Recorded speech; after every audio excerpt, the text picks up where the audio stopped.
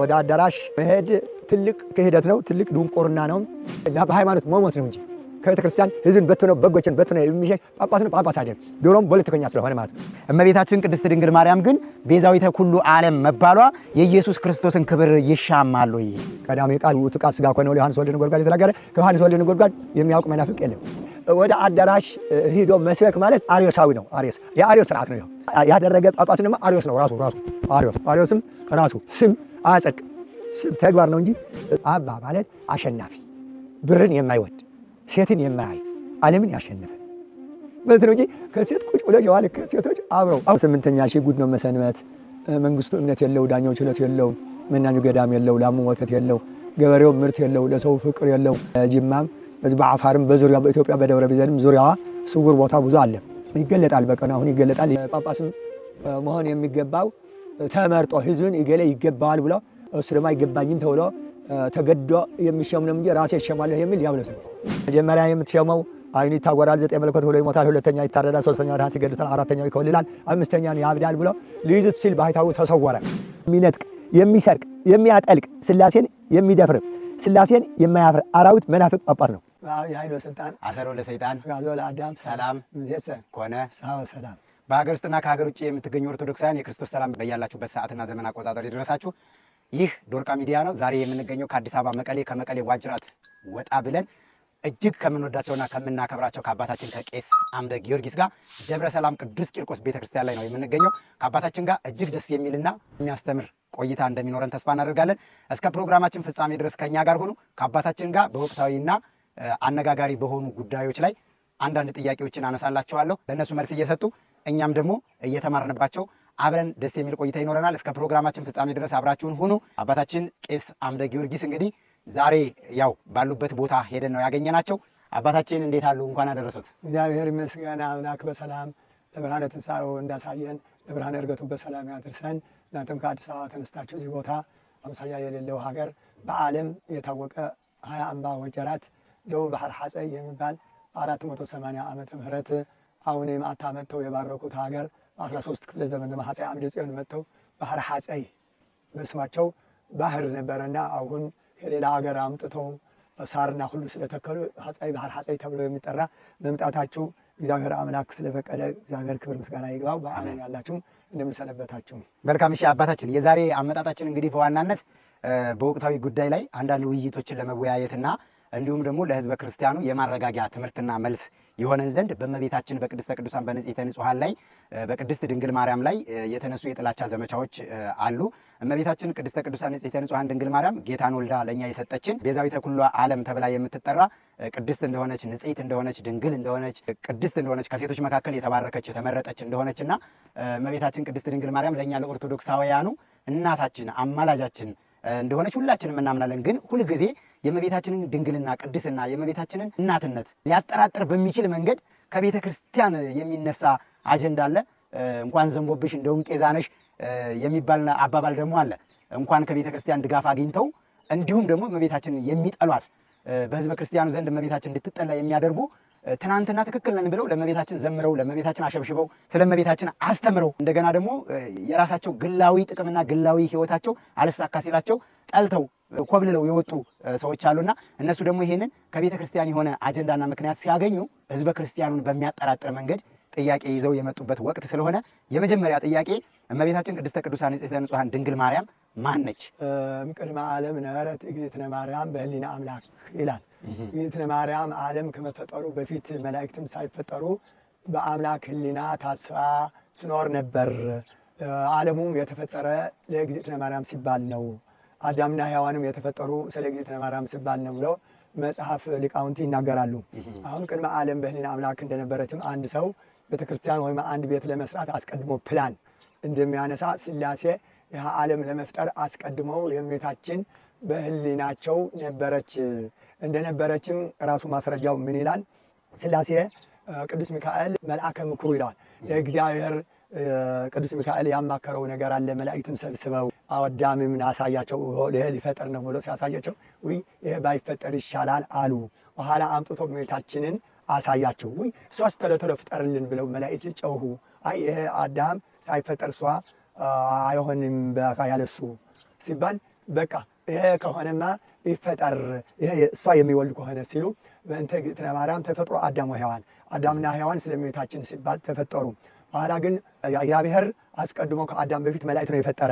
መላእክት ሲፈጥራቸው ቅዱስ ሚካኤል የምልጃ የምህረተ ስጦታ ስለተሰጠው በቀኝ ክንፉ የሥላሴ አጋንንትን የሚያባርር ስልጣን ስለተሰጠው በቀኝ ክንፉ አዝማደ ሥላሴ አለው አጋንንት የሚያባርር።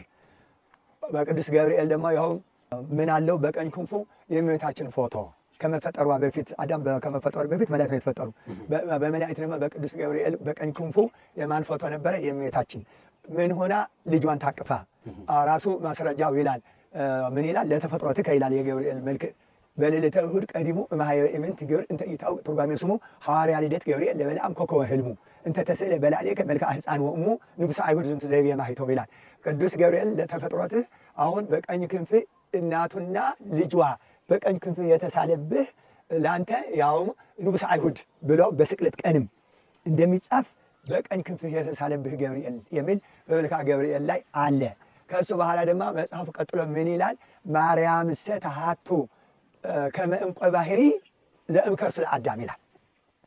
ማርያም እንደ ባህር ዕንቁ በአዳም ባህሪ ታበራ ነበረ ይላል።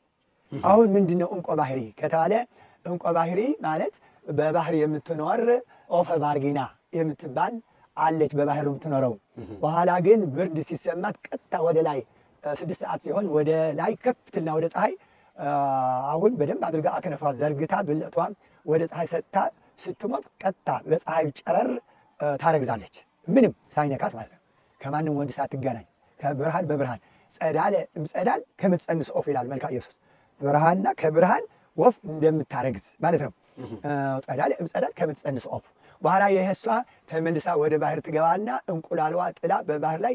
በኋላ ግን ፈላስፎች ሂደው ባህሩ ላይ ሲያበራ አይተው በፍልስፍና እንቁ ያወጡታልና ከሱ የወጣ ነው። ያው ልችም ሌላ ብርሃንም ፈላስፎች ከሷ የጣለችው እንቁላል ነው ተፈላስፈው ብርሃን ልች የሚያደርጉ ማለት ነው። ስለዚህ አሁን ይሄ ሊቁ ሲናገር ማርያምሰ ተሃቱ ለእምከርሱ ለአዳም ይላል። አሁን ስለዚህ እመቤታችን ክብሯ ልዕልናዋ የታወቀ የተደነቀ ስለሆነ አሁን ያው እዚህ አንድ ማስረጃ የምጠቅሰው ነገር አለ። እንደዚህ ይላል። ክብርና የእመቤታችን በሰው አንደበት ተነግሮ በመላእክት አንደበት ተነግሮ አያልቅም። ራሱ እግዚአብሔር አብ ዘመኔ ዘመንሽ ነው ያላል። አሁን ለምን ምሳሌዋ ማን ነው? አብ ነው ለማርያም። ለምን አሁን አብ ምን አለ በጥምቀት ይሄ መወልደው ልጄ ስሙት ብሎ በደብረ ታቦርና በጥምቀት እንደመሰከረ እሷም በቃና ዘገሊላ ልጄ ያላችሁን እሱን ስሙ ብላ የተናገረች ቃላቸው የአብና የማርያም ይኸው አንድ ነው ማለት ነው። ምስጋናቸውም አንድ ነው። ምን ይላል መጽሐፉ?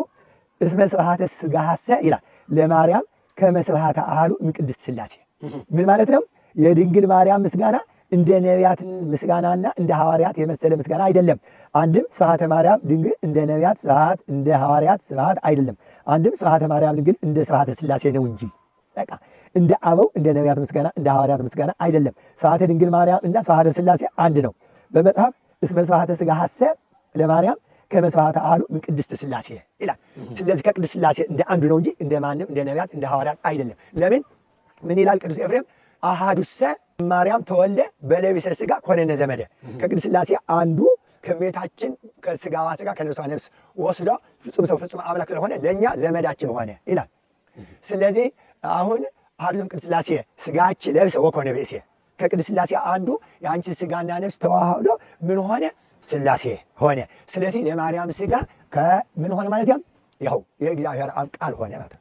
የእግዚአብሔር መንፈስ ቅዱስ ቃል ነው የማርያም። ለምን መጀመሪያ በ29 መጥቶ ቅዱስ ገብርኤል ትወልዳለሽ፣ መንፈስ ቅዱስ ወደ አንቺ ይመጣል፣ የልዑል ኃይል ይጋርድሻል ብሎ ሲናገራት ነያ ዓመት እግዚአብሔር እኔ የእግዚአብሔር ገረዱ ነኝ ሲል አሁን የረታት እግዚአብሔር የሚሳነው ነገር የለም። አንቺ ከቅድስት ሥላሴ ተልኬ ነው ያርፍ ቆመው ቅዱስ ገብርኤል ነኝ። ስለዚህ ከሱ በመንፈስ ቅዱስ ተልኬ ነው ብሎ ሲላት እንዳልከኝ ይሁነኝ ስትል ቀጥታ የአዳም ሥጋ ምን ሆነ? አምላክ ሆነ። አምላክ ድማ ምን ሆነ? ሰው ሆነ። ምን ተባለ? አማኑኤል ተባለ። እግዚአብሔር ከኛ ጋር ሆነ ማለት ነው። አማኑኤል ማለት ምን ማለት ነው? አምላክ ሰው ሆነ፣ ሰው አምላክ ሆነ ማለት ነው። ስለዚህ አሁን የእመቤታችን ሥጋ ምንድን ነው? መድኃኒት ነው፣ ቤዛ ነው ለዓለም። ለምን ስጋን የበላ ደሜን የጠጣ የዘላለም ሕይወት አለው ይላል ዮሐንስ ወንጌል። የማን ስጋ ነው? ይኸው ምን ይላል? የማርያም ስጋ መሆኑ ዘኢያውረደ አይረገ ነው አለ። ስለዚህ ኢየሱስ ክርስቶስ ከሰማያት ስጋ ይዞ አልመጣም። ወደ ሰማይ ሲሄድ ግን ስጋ ተዋህዶ ነው የሄደው። በየማነ አብ ተቀመጠ። ይኸው ወትቀውም ንግሥት በየማንከ አይደለም የሚለው ቅዱስ ዳዊት። ንግሥት በወርቅ ንጽሕና በወርቅ ቅድስና ተሸልማ በቀኝህ ትቀማጣለች የተባለች እመቤታችን ይኸው በቀኝ የምታማልድ መድኃኒት ለዓለም የምትሆን መሆኗ ቅዱስ ያሬድም ራሱ ምን አለ? ይፈኑ ለክሙ እመቅደሱ ረድኤተ ነው ያለ። ለእናንተ ከመቅደሱ ረድኤት ይላክላችሁ። ለምን?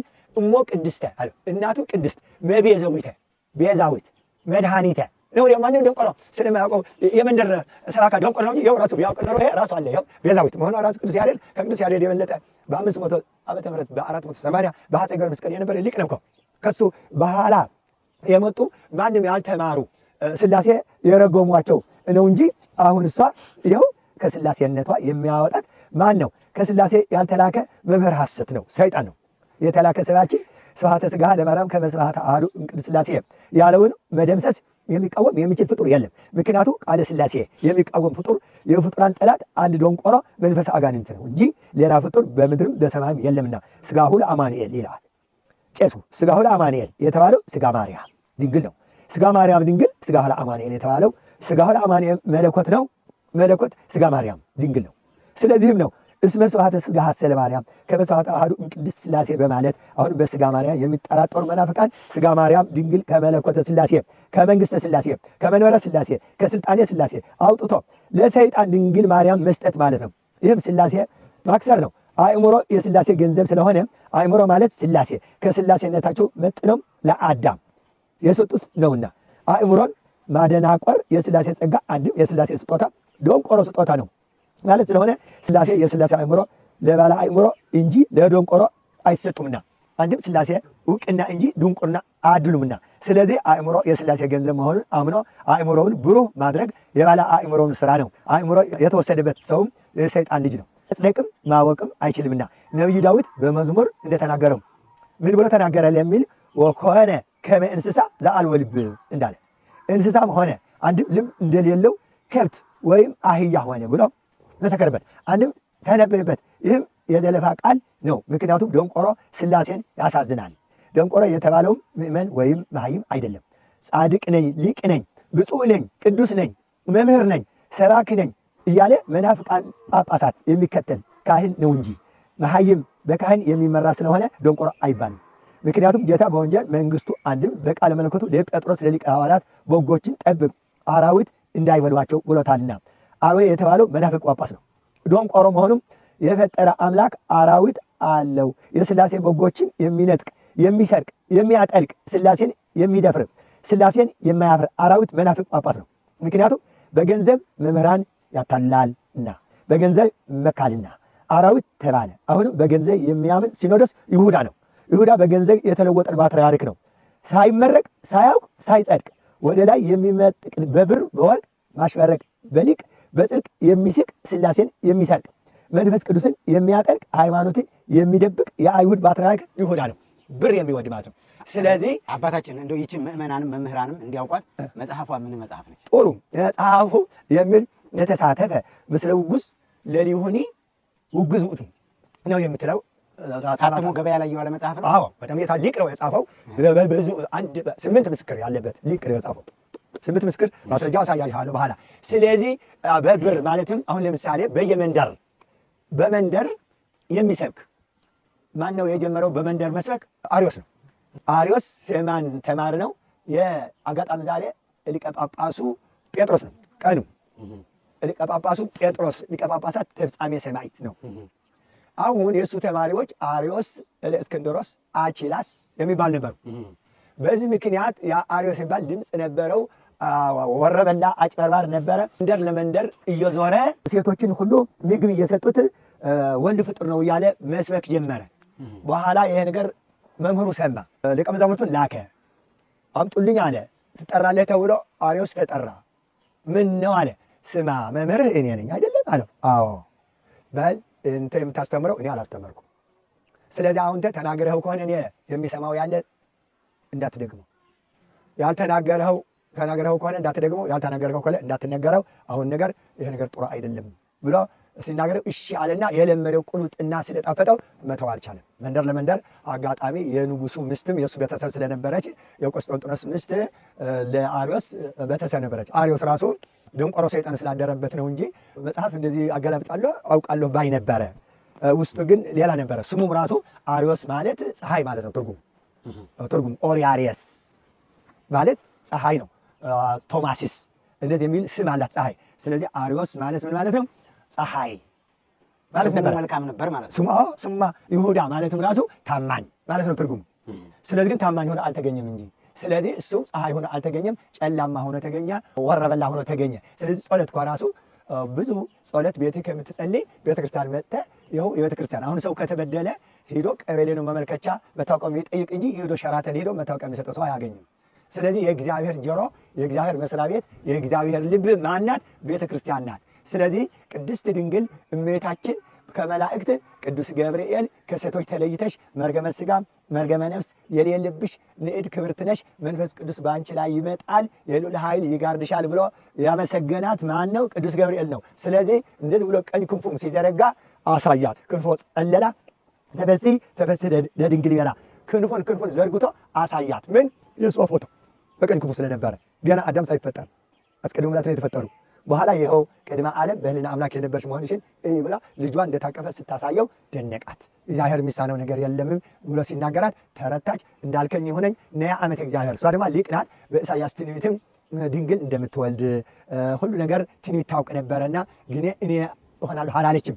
ትሕትና ስላላት የተቀደሰች የተባረከች መዝገበ ጥበብ የጥበብ መከማቻ እንደዚህ ነኝ ብላ የማትመካ አድብቺ ነውር የሌለባት እድፍ ጉድፍ የሌለባት ንጽሕት ክብርት ልዕልት መካኩለነ አንስት እግዝእተ ኩሉ ፍጥረት አሁን ይፈኑ ለክሙ መቅደሰ ረድኤተ መድኃኒተ መቤዘዊተ እሞ ቅድስተ መድኃኒት። ስለዚህ ብቺ ድህነ ዓለም ወበወልድኪ ኮነ ሰላም ነው የተባለ። ለምን ዓለም በአንቺ ዳነ፣ በልጅሽ ደግሞ ሰላም ተገኘ ነው የተባለ። ማን? የሆነ ዮሐንስ ወልደ ነጎድጓድ ራሱ መሰከረለት። ዮሐንስ ወልደ ነጎድጓድ ማለት የታወቀ የተቀደሰ 7 ስሞች ያሉት ያውም በመንግስተ ሰማያት ያል ለትልቁ ትንሹ ይበልጠዋል የሚላል። በመንግስተ ሰማያት ተብሎ ለዮሐንስ መጥምቅ የተነገረ ነገር አለ። በመንግስተ ሰማያት ዘይንእሶ ያአብዮ የሚያንሰው በመንግስተ ሰማያት ይበልጠዋል። ሴቶች ከወለዶች እንደ ዮሐንስ መጥምቅ የለም ብሎ ኢየሱስ ክርስቶስ የመሰከረለት፣ በኋላ ግን ለሱ የሚያንስ ግን ይበልጠዋል ብሏል። እሱ ማን ነው? ዮሐንስ ወልደ ነጎድጓድ። ይኸው ዮሐንስ መጥምቅ በዕድሜው ዮሐንስ መጥምቅ ይበልጣል። እሱ ዮሐንስ ወልደ ነጎድጓድ በኋላ ነው 7 ስሞች ያሉት። በኋላ ግን ሂዶ ምስጢረ መለኮት የተገለጸለት እሱ በእንቁላል ስባሪ ውቅያኖስ እየቀዳ መልአክ አገኘ። ምን ሆነህ ነው ብሎ ሲጠይቀው ይሄ ባህር በእንቁላል እንደዛ አድርጌ ዘርቼ ይኸው ገብስ ወይም ማሽላ ልዘራ ነው ሲለው፣ እንዴ ይህ እንዴት ብሎ በሰባሪ እንቁላል ይሄ ውቅያኖስ ያህል እንዴት እንደዚህ ታደርጋለህ ሲለው፣ ስንኳ እኔ አንተ ይህማ ፍጡር ነው አንተ ቀዳሚሁ ቃል ውእቱ ቃል ብለህ ጀምረህ የለም ያው ምስጢረ መለኮት ቀድቶ የሚጨርሳለ አለ። በኋላ አድብስ ብሎ ወደ ሌላ ገባ። ምንድነው አሁን እሱ ምንድነው ያለ? እመቤታችን ቀዳሚሁ ቃል ውእቱ ቃል ሥጋ ኮነ ወኀደረ ላዕሌነ። ያ ቃል ነበረ፣ በመጀመሪያ ቃል ነበረ፣ ያ ቃልም እግዚአብሔር ነው፣ በመጀመሪያውም ቃል ነበረ። ስለዚህ ቃል ማን ነው? የእግዚአብሔር አብ ቃል ወልድ ነው። ስለዚህ እመቤታችን ምንድናት? እምድንግል አስተርአየ ይላል። ምን? ቃል እግዚአብሔር። ይኸው ቃል እግዚአብሔር የት ተገኘ? ከድንግል ከማርያም ተገኘ። እምድንግል አስተርአየ ቃል እግዚአብሔር። ስለዚህ ኤልሳቤጥ ኮነት አባየ እስመ ወለደት ነቢይ። ኤልሳቤጥም ትልቅ ናት። ለምን? ነቢይ ወልዳለችና። ቃል ግን ከማን ተገኘ? ከእመቤታችን። ስለዚህ እመቤታችን ምንድናት? ከቅድስት ሥላሴ እንደ አንዱ ይኸው አሐዱ ዘእምቅድስት ሥላሴ ሥጋችን ለብሰ ወኮነ ብእሴ የተባለች ቅድመ ዓለም ድንግል ድኅረ ዓለምም ድንግል በቃ በድንግልናዋ። ስለዚህ ወትረ ድንግል ማርያም እመቤታችን ሁል ጊዜ ድንግል፣ ከመውለዷ በፊትም ድንግል፣ ከወለደች በኋላም ድንግል ስለሆነች አሁን የሚቃወማት ማን ነው? ዲያብሎስ ነው፣ ወይም የዲያብሎስ አፍ የሆኑ ዮሐንስ በራእዩ ምን አለ? ለስሙ ማደሪያ ለመሳደብ አለ አፉን ከፈተ። ማን? ዲያብሎስ። ለስሙ ማደሪያ ማናት? ማርያም። ለምን? ስመ እግዚአብሔር ማሂደሮ ስመ ሐረያ እግዚአብሔር ለጽዮን አለ። ለምን? ከመትኩን ማሂደሮ እናቱ ለመሆን ማን መረጣት? እግዚአብሔር መረጣት። ስለዚህ ስለተመረጠች ገና ተጸንሳ እያለ ሳትወለድ ሰይጣን ቀንቶ ቤቷ እንዳትወለድ እንድትሰደድ አደረገ። ሐናና ኢያቄም ይኸው በቤሩት በሊባኖስ ነው የወለዷል። ገና እርጉዝ እያለች ሙት ታነሳ ስለነበረ ሐና ቤታችን በከርሷ ስለተሸከመች ሙት የሐና ጥላ ሲያርፍባቸው ይነሱ ነበረ። የእሷ ክብር ይናገሩ ነበረ የሞቱ። ስለዚህ ይሄ አይሁድ በኢየሱስ ክርስቶስ አይሁድ ተመቅኝተው እንደሰቀሉት ስደትም አሁን እሷ ከመለኮት ጋር አብራ ተሰደተች፣ ከመለኮት ጋር አብራ ተጠማች። ከመለኮት ጋር አሁን የቀረት ምን አለስ ከሷ ሲወለድም ይኸው እሷን የወለደችው ሰማይ አለ መሬት ሆነ፣ መሬት ደግሞ ሰማይ ሆነ። ለምን ስብሐት ለእግዚአብሔር በሰማያት ወሰላም በምድር ብለው ይኸው መላእክት ይኸው ወምስለ ውእቱ መልአክ መጹ ብዙኃን ሀራ ሰማይ። ትክክል ያ የከብት ብረት ምን ሆነ? እንደ አርያም ሆነ ማለት ነው። አርያም እንደ መንበረ ስብሐት። ስለዚህ ወረከቦ ምስለ እሙ ከእናቱ ጋር አገኙት። ከእናቱ የተለየበት ቀን በሰርግ ቢሆን ይኸው ከእናቱ ጋር፣ በስደት ቢሆን ከእናቱ ጋር ከሁሉ ነገር ስለሆነ አሁን የእመቤታችን ተቃዋሚ ማን ነው? ዲያብሎስ ነው። ዲያብሎስ ደግሞ ራሱ አይመጣም። ለሔዋን ራሱ እባብ መስሎ ነው መጥቶ የተናገራት እንጂ ራሱ ዲያብሎስ አፍ አውጥቶ አልተናገራትም። አፍ ያደረገው ለእባብ ነው። አሁን አፍ ያደረጋቸው ጳጳሳት ነን እንደዚህ ነን የሚሉ አሉ ማለት ነው። መልካም አባታችን፣ ብዙ በአንድ ጥያቄ ብዙ ማብራሪያና ምላሽ ነው የሰጡት ስለ እመቤታችን ስለ ቅድስት ድንግል ማርያም እንዴታ ድንግልናና ንጽህና ቅድስና። እንደው በዚሁ ላይ ከተሳሳትኩ ያርሙኛል። እሺ በማዕከላዊ ጎንደር ጣራ ገዳም የሚባል ቦታ ላይ አቡነ እንድርያስ የሚባል ቦታ ላይ የእመቤታችን የቅድስት ድንግል ማርያም ኢየሱስ ክርስቶስን ከመውለዷ በፊት ነቢያቶች የሳሉት ስዕል ነው ተብሎ እዛ ገዳም ላይ የእመቤታችን የቅድስት ድንግል ማርያምን ስዕል አድኖ ልጇን ሳታቅፍ ልጇን ሳትወልድ ነቢያቶች የሳሉት ስዕል አድኖ አለ እና እመቤታችን ቅድስት ድንግል ማርያም አዳም ገና እግዚአብሔር እመቤታችንን አስቧት እንደነበረ ከአብ ከወልድ ከመንፈስ ቅዱስ ከሦስቱ አካላት አንዱ አካል ወልድ የእመቤታችን የቅድስት ድንግል ማርያምን ስጋ እንደለበሰ ደጋግመው ስላነሱ እኔም ያየሁትን ነገር ልናገር ብዬ ነው። ሰዎች ደግሞ እዛ ቦታ ላይ ሄደው ማየት ይችላሉ። ስዕል አድኖውን እኔ አልሳልኩትም፣ እርሱ አልሳሉትም። ገዳሙ ላይ የሚገኝ ስዕል አድኖ ነው። ድንጋይ ላይ የተሳለ ስዕል አድኖ ነው። ነቢያቶች ናቸው የሳሉት ብለው አባቶች አስረድተውናል። እና በጣም የሚገርም ደስ የሚል ማብራሪያና ምላሽ ነው የሰጡን። አሁንም ሁለተኛ ጥያቄ ላነሳሉት ነው። እመቤታችን ቅድስተ ቅዱሳን ንጽሕተ ንጹሐን ድንግል ማርያም ቤዛዊት ዓለም ትባላለች አትባልም? መባሏስ ደግሞ ለኢየሱስ ክርስቶስ ክብር ሽሚያ አለው ወይስ የለውም? የእመቤታችን የቅድስት ድንግል ማርያም ቤዛነትና የኢየሱስ ክርስቶስ ቤዛነት ኢየሱስ ክርስቶስ የዓለም መድኃኒት፣ የዓለም ቤዛ፣ የዓለም ንጉሥ፣ የዓለም ፈጣሪ እንደሆነ ሁሉም ኦርቶዶክስ ያውቃል። እመቤታችን ቅድስት ድንግል ማርያም ግን ቤዛዊተ ኩሉ ዓለም መባሏ የኢየሱስ ክርስቶስን ክብር ይሻማል ወይ? አይሻማም። ለምን? አሁን ቤዛዊት ዓለም ትባላለች። እመቤታችን ቤዛዊት ናት። ቤዛዊት ዓለም መባሏ ኢየሱስ ክርስቶስ ያውም ደስ ይለዋል። እናቱ ከከበረች፣ እናቱ ከተወደሰች። አሁን ኢየሱስ ክርስቶስ ሞኝ አይደለም። ዝም ብሎ በመለኮት ዲያብሎስን ልቀቅ አዳምና ሔዋን ዘሩ ልቀቅ ብለው ዝም ብሎ ማዳን ይችል ነበረ። ስለዚህ ምክንያት ነው። ምክንያት ሄደ። አሁን ለምሳሌ ሙሴ ይኸው አርዌ ብርት አስመስሎ ሰቀለ። በኋላ የታመሙ እንዲድኑ ያልታመሙ ደግሞ እንዳይታመሙ ያደረገ በእባብ በሚመስል በነሐስ ብረት አድርጎ ነው። ይኸው ስለዚህ በገዳም ሙሴ እባብን እንደሰቀለ ይላል ዮሐንስ ወንጌል። እንደሱ መድኃኔ ዓለም ይሰቀላል ነው ያለ። ስለዚህ ያ የተሰቀለው የእመቤታችን ሥጋ ነው። መለኮት ሥጋና አጥንት የለውም። ያውም እንዳይጠራጠሩ ለእነ ቶማስም ተጠራጠራት ሆነ አማኝ ሆን እንጂ ና መንፈስ ሥጋና አጥንት የለውም። እኔ በስቅለት ቀን የፈሰሰ ደሜ የተወጋ ጎድኔ እይ ብሎ ሲዳስሰው ይኸው እሳተ መለኮት ስለሆነ እጁን ተቃጠለ። ዋይ አምላኬ እንደዚህ ብሎ ወዲያውኑ ፈወሰው። ስለዚህ አሁን የእመቤታችን እንዳልኩ አብ ልብ ነው፣ ወልድ ቃል ነው፣ መንፈስ ቅዱስ እስትንፋስ ነው። ስለዚህ ከቅድስት ሥላሴ እንደ አንዱ ፍጹም ሰው ፍጹም አምላክ የሆነው የማርያም ሥጋ ስለሆነ ያው ቤዛዊተ ብሎ ቅዱስ ያሬድ የተናገረው እሞ ቅድስት ቤዛዊት ነው ያላት። በከንቱ አይደለም ቤዛዊት ያላት። እሷ ሞት አይገባትም ነበረ። ወፎች መሰከሩላት፣ መሬት መሰከረላት፣ እጽዋት መሰከሩላት። እሞ ቅድስተ እናቱ ቅድስትን እሙ ወእመ ኩሉ ትጣም ሞተ የሚል ሊቅ የተናገረው አለ። ለምን አሁን ሞት ወደ ቤታችን አይመለከትም ነበረ።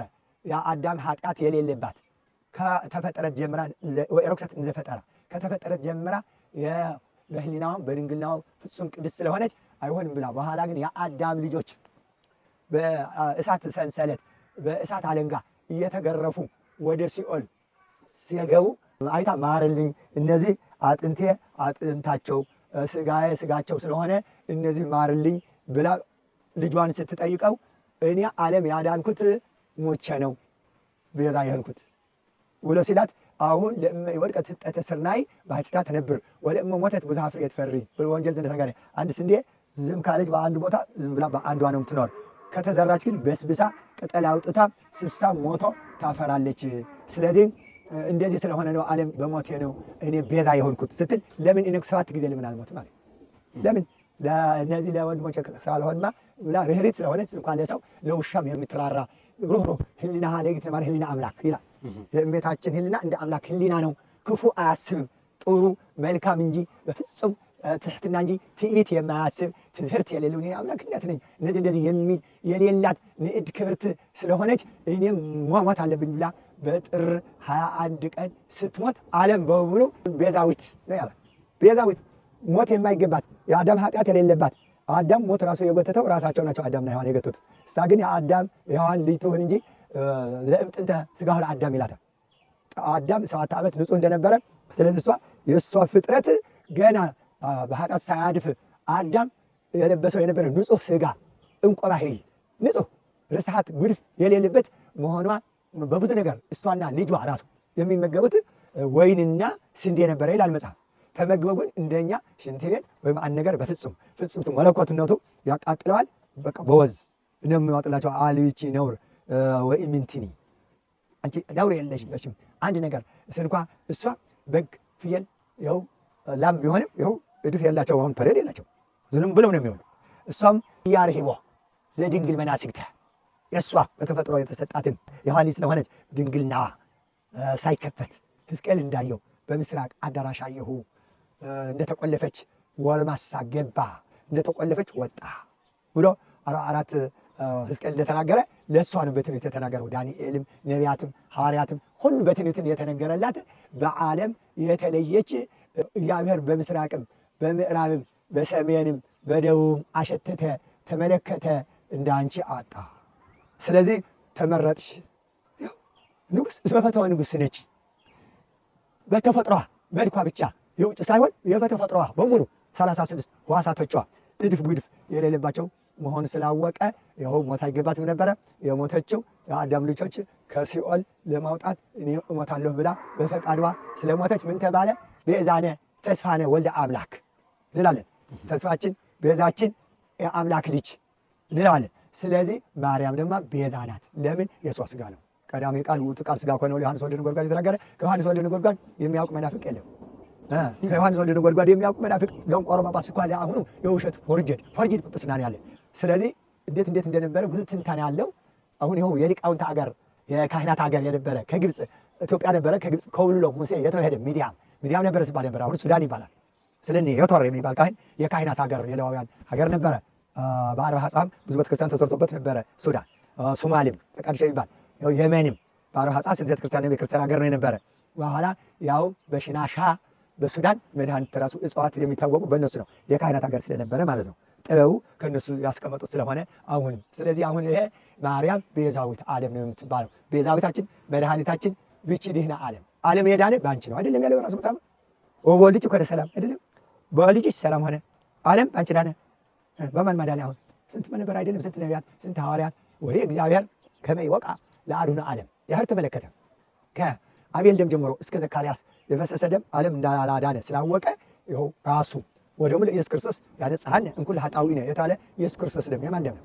እሺ አባታችን፣ ይህንን የሚያዩ የሚከታተሉ የመንፈስ ቅዱስ ልጆችዎት ወይም ደግሞ በዚህ በእመቤታችን ርዕሰ ጉዳይ ልባቸው የደማ ኦርቶዶክሳውያን በሙሉ በዚህ በቂ የሆነ ምላሽ እንደሚያገኙ በጣም እተማመናለሁ። በሶስተኛ ጥያቄ በአሁኑ ሰዓት ከቤተ ክርስቲያን አባቶች ለሕዝበ ክርስቲያኑ የተለያየ አጀንዳ የሚሰጥበት ትልቁ ምክንያት ምንድን ነው? የገና በዓል ሲመጣ፣ የትንሣኤ በዓል ሲመጣ፣ የደብረ ታቦር በዓል ሲመጣ ሕዝበ ክርስቲያኑ ይህንን የቤተ ክርስቲያን አበይት የሆኑ በዓላቶች በሰላም በተረጋጋ መንገድ በተረጋጋ መንፈሳዊ ስነ ስርዓት እንዳያከብሩ ርዕሰ ጉዳይና አጀንዳ ሆኖ ሊሰጥ የሚችልበት ትልቁ ምክንያት ምንድን ነው? ይሄውም ደግሞ በቤተ ክርስቲያን አገልጋይና አባቶች ከላይ ባሉ የመምሪያው መዋቅር ላይ ባሉ ትልልቅ አባቶች ሊሰጥ የሚችልበት ጉዳይ ምንድን ነው? ሀሳቡ ምን ሊሆን ይችላል? ይሄ ጥንት ከነበሩ አባቶች እንደው በምን አይነት መንገድ ሊታይ ይችላል? አሁን መጽሐፍ ምን ይላል? ኢታፍልሱ ደወለ አዊኩም ይላል። የአባቶቻችሁ ያስቀምጡትን ያውም እንዳታፈልሱ ስርዓት ይላል። አሁን ይሄ ትምህርት ነው። እኔ እበልጣለሁ ማለት ነው። አሁን ትምህርት አይደለም የሚያጸድቀው ሰው። በሄኖክ ምዕራፍ 24 ላይ ምን ይላል? ሰው ይላል እንደ መላእክት ቅዱስ ቅዱስ ቅዱስ ብሎ አምላኩ ለማወቅ ነው እንጂ ቀይ ቀለምና ጥቁር ቀለም ጽፎ አምላኩን ለማወቅ አልተፈጠረም ይላል።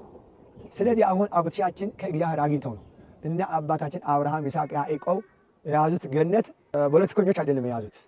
አብርሃም የድጓ መምህር አይደለም፣ የድግር መምህርም አይደለም። በምንድን ነው? በስነ ስርዓት እግዚአብሔር በሰጠው በትውፊት ከአባቶቹ ያገኘውን እንግዳ እየተቀበለ በመስቀለኛ መንገድ ቤት ሰርቶ በምዕራብ የመጣ በምስራቅ የመጣ በሰሜን የመጣ በደቡብ የመጣ እየተቀበለ እያበላ እያጠጣ ስለነበረ አሁንም ብዙ ጥሩ የሚሰሩ ሰዎች የአብርሃም ልጆች አብርሃሙ ስላሴ ብለው አሁን ስላሴ እኔ ጓደኛ ቢአርክ በዲበ ምድር አብርሃም ፍቁሬ ነው። አሁን ኢየሱስ ክርስቶስ ወልደ አብርሃም ወልደ ዳዊት ወልደ አዳም ይባላል።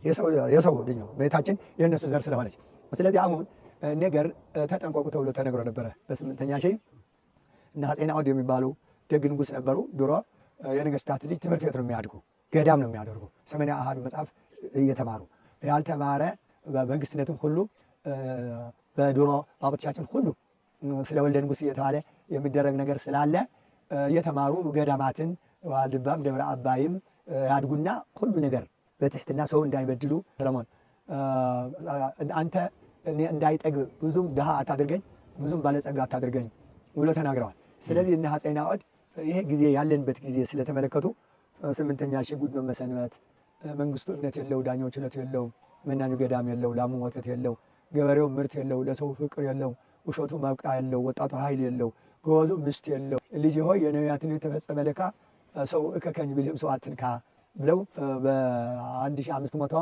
ነሐሴ 7 ቀን ቤታችን የሚወዱ መልክአ ማርያም የደረሱ አፄ ናኦድ የሚባሉ ተናገረው ነው ያረፉ። ነሐሴ 24 ቀን በዚህ በጅማም በዚህ በአፋርም በዙሪያ በኢትዮጵያ በደብረ ቢዘንም ዙሪያዋ ስውር ቦታ ብዙ አለ።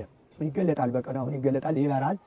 የተከደነ የማይገለጥ የለም ይላልና ይመጣል። አሁን እንደተባለ በአሁኑ በስም ብቻ በድሮው ጳጳስ የሚሸመው በግድ ነው። ተገድዶ ባክህ ተብሎ ተሸሽጎ እየሸሸ አልሾሙም ሹመት ሺሞት ነው እያሉ ነበረ። አሁን ጳጳሱ መሆን የሚገባው ተመርጦ ህዝብን ይገሌ ይገባዋል ብሎ እሱ ደግሞ አይገባኝም ተብሎ ተገዶ የሚሾም ነው እንጂ ራሴ እሸማለሁ የሚል ዲያብሎስ ነው፣ የሰይጣን ነው። መንፈስ ቅዱስ አያድርበትም። በኋላ እነዚህ የውሸት ስለሆን ቴዎሎጂ ተምረናል ብሎ አሁን አባቶቻችን ሁሉ ሊቃውንት እነ ቅዱስ ሳዊሮስ፣ እነ ቅዱስ ጨርሎስ፣ እነ ቅዱስ ባስልዮስ እነዚህ ሊቃውንት መንፈስ ቅዱስ ያደረባቸው መጻያት ኃላፊያትን የሚያውቁ ያውም አዋቂዎች ሆነው አናውቅም እያሉ የሚል ነው። አሁን ይሄ የተበላሸ ነገር ከመቼ ነው? ከኃይለ ሥላሴ ወደዚህ ነው። ከኃይለ ሥላሴ ከእስክንድሪያ ነበረ የሚመጣ የነበረ ጳጳስ። እስክንድሪያ ደግሞ ከኢትዮጵያ አንድ ናት። ኢሳያስ ምዕራፍ 19 ራሱ ይመሰክራል። አሁን እንደ ዘረኝነት አድርገው አውቀው የራሳችን ብለው አንድ መነኩሴ አምጥተው ከደብረ ሊባኖስ ኃይለ ሥላሴ ሲሾሙ ባህታውያን መጥተው ኃይለ ሥላሴ አትጠቀምም፣ አገር ልትጎዳትን እንጂ አትጠቅማትም። መጀመሪያ የምትሾመው አይን ይታጎራል፣ 9 መለኮት ብሎ ይሞታል፣ 2ኛ ይታረዳል፣ 3ኛ ድሃን ይገድሉታል፣ 4ኛው ይኮልላል፣ 5ኛን ያብዳል ብሎ ሊይዙት ሲል ባህታው ተሰወረ። ኃይለ ሥላሴም ጉድጉዳቸው መጣ። በኋላ አጻይነቱም ቀረ። ዝም ብሎ ዲሞክራሲ የሚባል ፕሬዚዳንት የሚባል መጣ። ፕሬዚዳንት ማለት እንጀራ የሌለው ሳህን ማለት ነው። ሌላ ቀርቶ ለፖለቲካው እሺ ይሁን፣ ለጳጳስ ራሱ ፕሬዚዳንት ማባል ተጀመረ። ስለዚህ አሁን የክብረ ልደት፣ የክብረ ጥምቀት፣ የክብረ ትንሣኤ፣ የክብረ አሁን ለምሳሌ ራሱ ከሆሳዕና ጀምሮ እስከ ጸአተ ሲኦል ራሱ ስብከት ሌላ ስብከትም የለም፣ ነውር ነው። በመጽሐፍ አስቀምጦታል። ለምን? አሁን እነሱ ሐዋርያት ከኢየሱስ ክርስቶስ ነው የተማሩ። ቁጭ ብለው ከኢየሱስ ክርስቶስ ስር ቁጭ ብለው ለበውክሙ እናንተ አሁን የነገራችሁትን ነገር አስተዋላችሁልኝ እያለ ካስተማራቸው በኋላ ነው ሂዱ አስተምሩ ያላቸው። ሂዱ ተብለው ነው ያስተማሩ። ደቀ መዛሙርቱ የእነሱ 72 አርድእትም የእነሱ ደጋፊዎች፣ እነዚህ 36 ቅዱሳት አንስትም መንፈስ ቅዱስ ወረደባቸው ለተልእካው በንዋያ እነሱ ሲያስተምሩ ብለው ሲደክሙ ማታ ወጥ አፍልተው እንጀራ ጋግረው ይረዷቸው ነበረ እንጂ ሴቶቹ ትክክል ከትንሣኤ መነሳቱ የተናገሩ ሴቶች ናቸው፣ ግን አስተምሩ አልተባሉ። አሁን ግን ጳጳሳቱ በስውር ያውም ጳጳሱን መነኩሴ ከሆነ ሴት የጋገረችው እንዲበላም አልተፈቀደም። እንደ ማህበረ ሥላሴ ወይ ደብረ ዳሞ ብትሄዱ ሴት የጋገረችው አይበሉ። እውነተኛው መናናዎች ናቸው፣ እንደ መላእክት ናቸው። መላእክት ሴቶች የላቸውም። መነኮሳት ማለት ደግሞ መላእክ በቃ የመሬት መልአክ ተብሎ አባ ተብሎ አባ ማለት አሸናፊ፣ ብርን የማይወድ ሴትን የማያይ ዓለምን ያሸነፈ ማለት ነው እንጂ ከሴት ቁጭ ብለው የዋለ ከሴቶች አብረው አሁን እነዚህ ዘርፈፍ ብለው እንደዚህ መነኮሳት የሚለብሱት ያለ ይኸው ንዋየ ቅድሳት ይባላል። መቀደሻ ነው። መቀደሻ ንዋየ ቅድሳት ነው፣ የተለየ ማለት ነው። ለቤተ ክርስቲያን መቀደሻና ዕጣን ሲያጥኑ የሚለበስ ነው እንጂ እሱን ለብሶ ከተማ ሆቴል መግባት ማለት አስተውል ብሎ ዳንኤል የተናገረው ርኩሰት ቦታ ስታይ አድማ አስተውል ያለው ትንቢቱ ስለደረሰ ነው እንጂ ይሄ የውሸት ነው። የውሸቱ የተጀመረው ገና ከአቡነ ባስልዮስ ነው የተጀመረው። አሁን እንኳን የፎርጅድ ነው፣ አሁን አይቆጠርም ምንም። አሁን የፎርጅድ የውሸት አሁን አንድ እኔ ኦሮሞ ነኝ ይላል፣ አንድ ትግሬ ነኝ ይላል፣ እኔ አማራ ነኝ ይላል። እንደዚህ ዝም ብሎ የመለያየት የዲያብሎስ ነው። መለያየት የፈጠረ ዲያብሎስ ነው። እነ ቅዱስ ሚካኤል መለያየት አይወዱም። ንቁ በበህላውያን እነ ቅዱስ ገብርኤል ከሆኑ የመለያየት ስራ የማነው? የዲያብሎስ። አንድ ለመሆን የሚፈልጉ ማነው? መላእክተ ብርሃን። ስለዚህ እመቤታችን ሀብቷ ምንድን ነው? በቅዳሴ ሁሉ ስለ ሲቀድስ ሀብተ ሰማያት ተባለ ለማርያም። እንግዲህ የሰማይና የመሬት ሀብት ለማን ተሰጠ? ለማርያም። ምሕረት ለማን ተሰጠ? አማላጅነትና ርኅራኄ ለቅዱስ ሚካኤል። ብስራት ለማን ተሰጠ? ለቅዱስ ገብርኤል። መላእክት እንደዚህ በሙሉ የራሳቸው ድርሻ አላቸው። ስለዚህ አሁን ሁሉ ነገር የተሳሳተ ነገር የሚታይ ያለ የሰይጣን ምርኮኞች የተማረኩ አዳምና ሔዋን በእባብ ምክንያት እንደተማረኩ አሁንም ይኸው እጅ የሰጠ የውሸት ስለሆነ ነው እንጂ የእውነት ካህን ከሆነማ ነውር ነው።